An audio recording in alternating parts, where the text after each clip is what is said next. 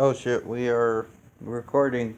Hey guys, this is Trenchy back again to bring you another video. And I was not expecting to make this video, but I'm glad I did. Um and uh I got to give credit to a friend for this video because this was practically their idea, and they made it all happen. And they've been asking me for this for a little while, and I kind of just been in a slump. Um, so I never got around to it, but I'm glad he did bring something to my attention of today, and he's like, "Hey, why don't you do this?" And I was like, "Oh shit, that's dope. That's a good idea." And that dude is Marty. I love Marty, man. He's one of my best friends on here. And recently, not a lot of people know because I never really got around to talking about it, which I'm sorry about that. I would have done an unboxing, but I was sleeping when it was sent, and I woke up and it was like late in the morning, and I was tired. I didn't feel like doing a video, but I did open this stuff anyways because I was, I don't know.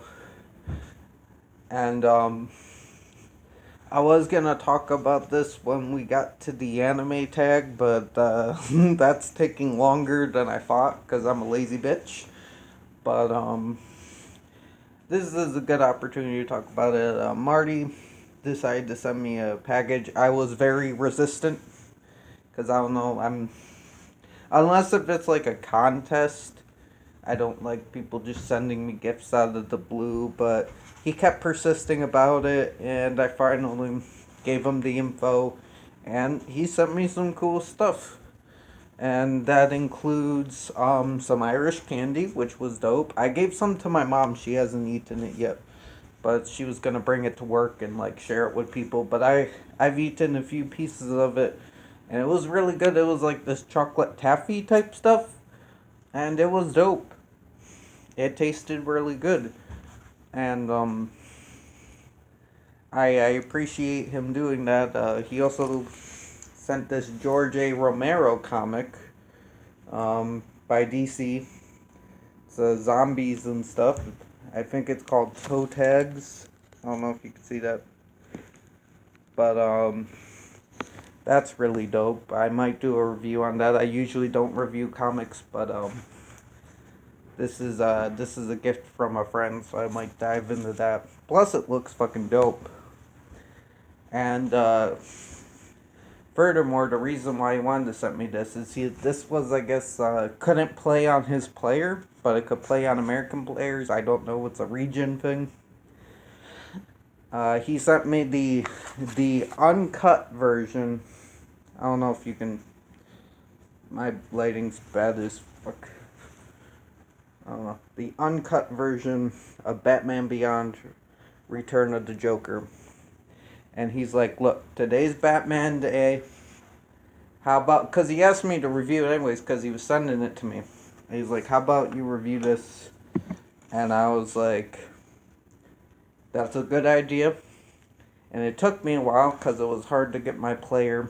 The Xbox has shit the bed, finally. And it took a while to get my DVD player hooked up to the TV.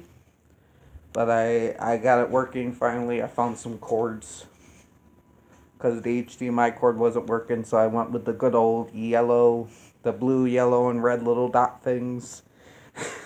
gotta go old school with that bitch. The little pointers, gotta love the pointers. But man, and I watched it. But before I get into that, I would like to give a shout out to Marty, man. If you have not seen this man, check him out. He's fucking fantastic. He's a very kind person.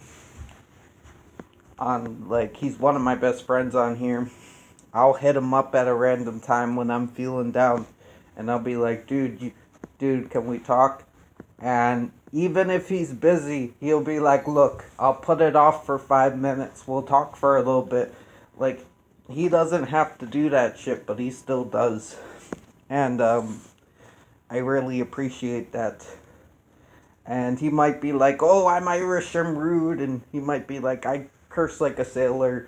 But it's like, he might tell himself he comes off as standoffish and stuff. But he has a heart of gold. And his cursing's fucking hilarious. He is a brilliant curser. He's one of the best cursers on the planet. Well, Sponge rivals him. But but Sponge from Scotland, so it's like, it works. But, no, he's just great. He's just fucking fantastic. He does these awesome stop motions that are fucking amazing. He really knows his shit about comics and movies. And he's just a good guy to have a chat to. And he's just fucking awesome. Gotta shout out Marty, man. Gotta shout him out. But yeah, getting into the nitty gritty. This movie right here is underrated as fuck. When you talk about Batman movies, the live action ones are always going to get brought up. You know, you're going to get 98 is going to get brought up. Or 89, not 98, my bad. 89 is going to get brought up. The sequel, Returns, is going to get brought up. You might get Forever and Batman and Robin, but usually it's going to be those two. You're going to get Dark Knight brought up. Dark Knight's definitely going to get brought up with Christian Bale. You might get Batman Returns in there. There's a few people that push for that, but, you know. And for animated, you're going to get Mask of the Phantasm. Mask of the Phantasm, 9 times out of 10 is going to be brought up. Always. You're going to get, like, the Dark Knight Returns movies. Those 2-parters. People love those. You might even get Under the Red Hood's gonna get brought up. That's my personal favorite. And like Heart of Ice. Like there's quite a few that will get brought up. But I never hear anybody really talk of this movie. And watching this, I don't know if I said this earlier, this was a blast from the past. And I'm glad I was watching the uncut version. Which I'm pretty sure is only uncut because of that one scene that they had to edit it out to change to a different scene. But that scene's just so iconic and so effective that I wouldn't have it any other way. I know the alternate scene, but you gotta have that original scene. It's better.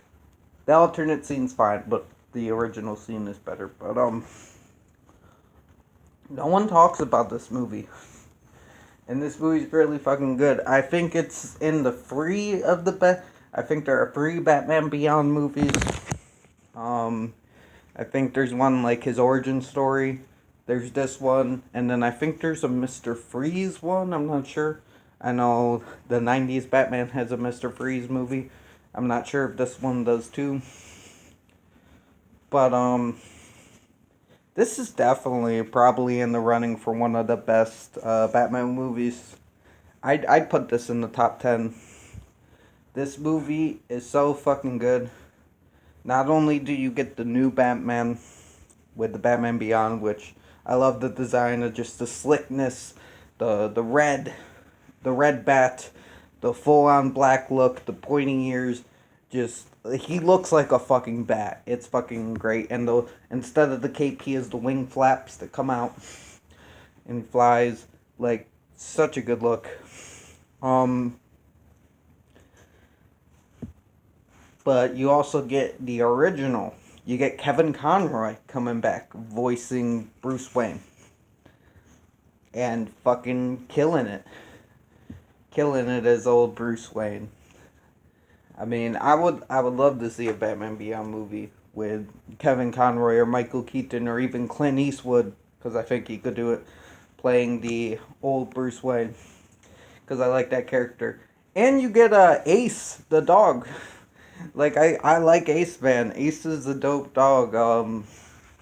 It's kind of like his Superman has Crypto, Batman has Ace. And I love that he got to whoop some ass in this movie. But this movie, well, I like how it pushes the boundaries for a kid movie. Um, it's not no like rollover type shit. Like, we're gonna deal into some dark ass themes of like abuse and trauma and fucking, you know, torture.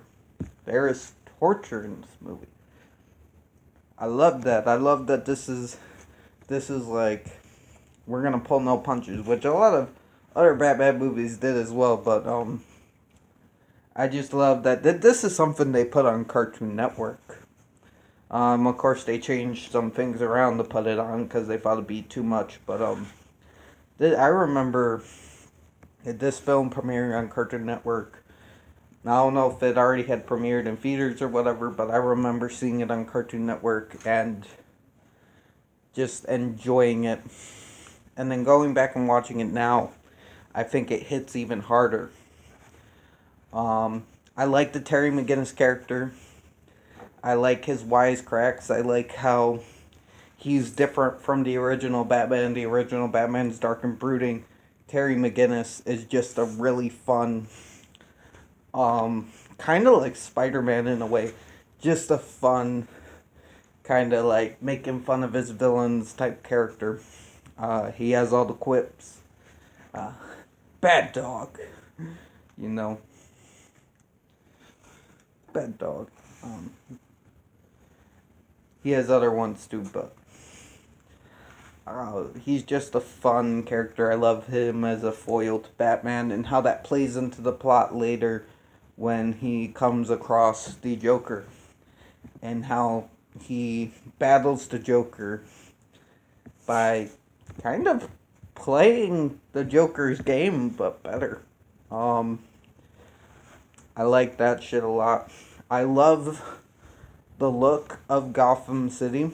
I like how it still looks like dark and dreary like the original, but it's kind of updated and it looks more futuristic and more cybernetic. And that's a lot of this movie. The score as well.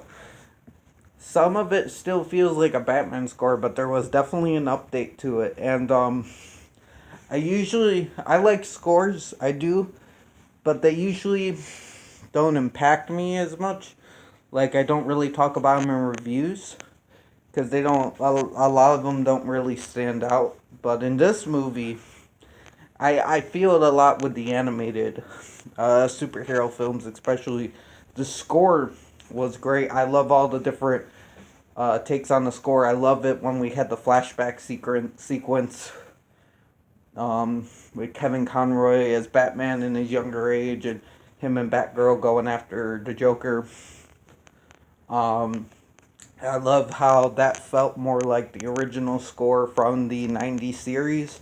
And then when we went back to Terry McGinnis, when we went back to modern times in the movie, we went back to that more updated score. I love the club sequences with all the different colors. You know, the reds, the blues, the greens. It's like lighting up the whole club and lighting up all the characters, and the fight sequences in there were dope. I do remember watching the series, but it had been a while, so this was a nice refresh of that. I love seeing the Joker gang, with Dee and Boink, and that other guy in the clown mask, and the hyena man and Ghoul. I liked all those characters. They're really fun, and they were voiced by a lot of great voice actors. Got a great cast in this with Kevin Conroy and Mark Hamill. Got Arlie Sorkin coming back. You got Tara Strong coming back. You got Frank Welker in here. one of the most legendary, prolific voice actors of all time. Got Michael Rosenbaum, Henry Rollins. You got Rachel Lee Cook, Melissa Joan Hart. Just a lot of good names attached to this. I forget who voiced Terry, but he was dope too. I really liked Terry's voice actor. And this is just an enjoyable. I love the twist of how the Joker's still around. I love that we get to focus on Tim Drake because Tim Drake is probably one of the most underrated Robins. Because you got Jason Todd, who gets his chance. Not Jason Todd. You got Dick Grayson, who's the first Robin. He becomes Nightwing. He's probably the most popular all around. He gets all the representation and the action. He's badass. I love Dick. I do. I love Dick. My favorite is Jason, the second one. Jason gets all the representation, is remembered. He's finally getting his due because he was Red Hood. There's starting to be more stories about his character in the media, whether it be Titans is doing a Jason Todd Red Hood story right now.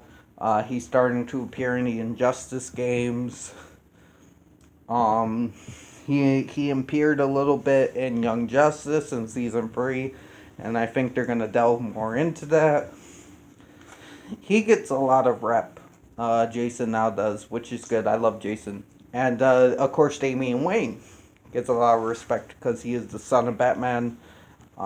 He's a whiny little bitch. He's a he's a member of the League of Assassins, so of course he gets a lot of attention.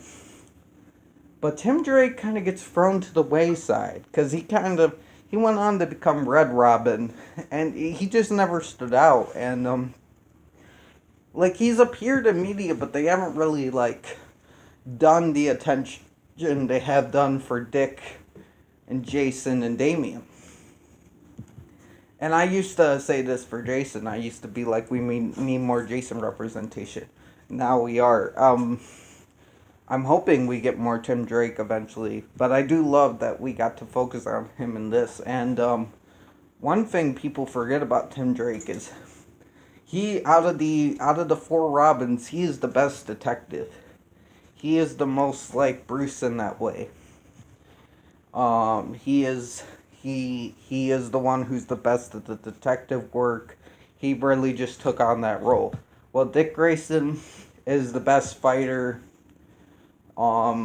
Jason Todd is the most violent. Damian is his son. Even though he might not be Jason's son, but that's bullshit. But, no, it was good to get a story surrounding around Drake. This story was about Tim Drake directly, and we got to focus in on his character.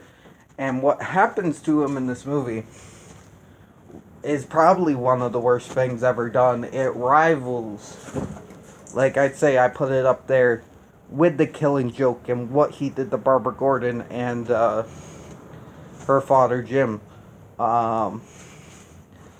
What he did to Jason Todd in Death in the Family.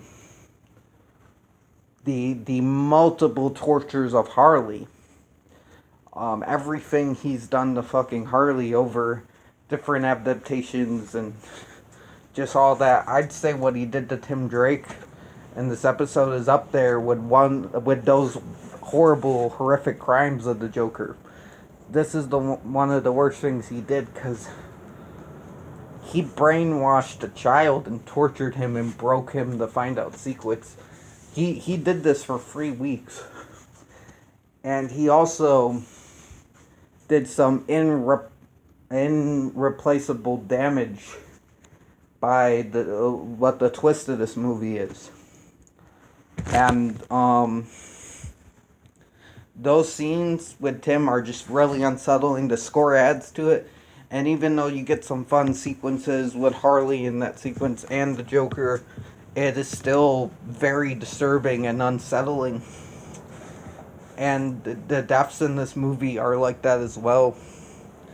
One of the best Joker deaths is in this movie, and it's not like how violent it is. It is very violent, but it's about it's really what makes this death so great is about who's doing it, who does it, what's the circumstances around it, everything leading up, and just how unsettling it is in that moment. And yeah, it's just great. It's just this movie, man. Um, this movie, man. Don't sleep on this movie. If you're like, I'm tired of all the big. I'm tired of the live action like you want to get your Batman fix, but you're tired of like the 80, like not tired, but you're like, well, I've seen the 89 one so many times. I've seen the Nolan trilogy so many times. I've seen Phantasm. I've seen all these other ones. Dude, give this one a look. It's really good. I love how this is kind of Terry McGinnis coming, like he's already been Batman for a little bit, but this is him coming into his own as Batman. I love Bruce Wayne coming to terms with, because the Tim Drake incident's kind of like the Jason Todd incident in this, because Jason Todd does not exist in this universe, and it really comes apparent when Terry's like, I am a troubled kid, someone you would never, like you would never take a chance on back then. I'm not like any of your other Robins, and I'm like, you sound a lot like Jason Todd. you pulling a Jason right now. That's some Jason shit. But no, Jason does not exist in that universe, so it makes sense. But yeah, man, it's just good. It's just good. I'm glad Marty sent it to me. He did not have to, but I do appreciate. And I'm glad he came up with the idea to talk about it for Batman Day. Even though it is almost over, I'm hoping to get this review up very soon. I give this a fucking 8.5, almost a 9. This is a solid ass Batman movie, even though it's about the successor to Batman. But you know what? Like, I like how this is addressed as well. He's just a man. Like, Superman can go forever. He's an alien. The Flash, he has shit to slow down his cells. He ages. He doesn't age as fast. You know, like characters like that, they can just keep going. But Batman, yeah, he's like the most healthiest human on the earth. In the peak condition, yes. But in the end of the day, he's still human. He still ages like everybody else. So he would need a successor. And the Joker, I love how they deal with the Joker in this way too. I won't give away the twist. Even though the twist is fucking great. I love the twist. I love how the Joker's also like, yeah, I'm getting old too. I need to figure this out. And, kind of a twist, kind of not, but also look out for dear old Harley Quinn in modern time, because we do get to see her. It's pretty fun. I like old Harley Quinn. She's great. I wish we had more of her in the movie. It was also good seeing Barbara Gordon as the commissioner taking over for Jim. Because Jim's obviously, they're all old, so Jim's obviously kind of dead in this universe. Which is sad, but it's good to see Barbara take the role. Everything about this was just, it's just good, man. It's just good.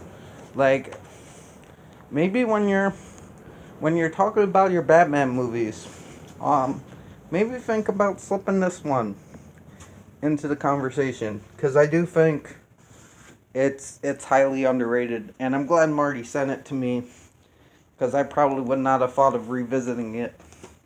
And I'm glad he gave me the idea because that, that it's dope, man. It's dope. But yeah, I'm gonna call this now. I hope you guys have a nice night. Have a good Batman day. Even though there's only like 40 minutes of it left or whatever. I hope you guys stay frosty. Check out Marty, man. He's fucking awesome. Love that dude. And I hope you guys have a good night. Beep bop boop.